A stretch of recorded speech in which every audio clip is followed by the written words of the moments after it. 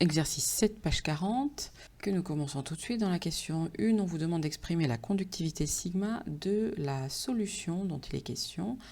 Donc je sais que pour une solution ionique, la conductivité est égale à la conductivité ionique molaire multipliée par la concentration que j'additionne pour tous les ions. Donc ici c'est une solution de chlorure de potassium, donc lambda K+, fois concentration en ion potassium K+, plus lambda Cl- fois concentration en ion Cl-. Je sais que les concentrations sont égales et égales à grand C, donc je vais pouvoir écrire que sigma est égal à donc lambda K+ fois grand C plus lambda Cl- fois grand C.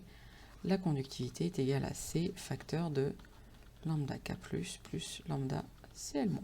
Je vais pouvoir utiliser cette relation pour calculer la question 2. Donc, on va me demander de calculer la concentration des ions. Tout d'abord en mol mètre-3, c'est-à-dire en mol par mètre cube. C'est la concentration de référence pour cette expression. Donc, je prends l'expression qu'on a écrite ici et j'en extrais la concentration. C'est la conductivité divisée par la somme des conductivités ioniques molaires.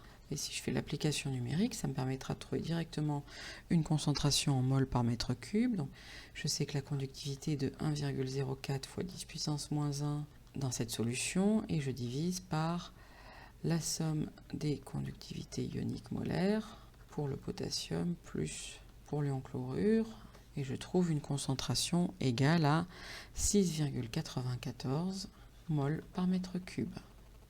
Pour répondre à la question B, j'exploite la relation qui me dit que 1 mol par mètre cube est égal à 10-3 mol par litre. J'en conclus que C est égal à 6,94 fois 10 puissance moins 3 mol par litre.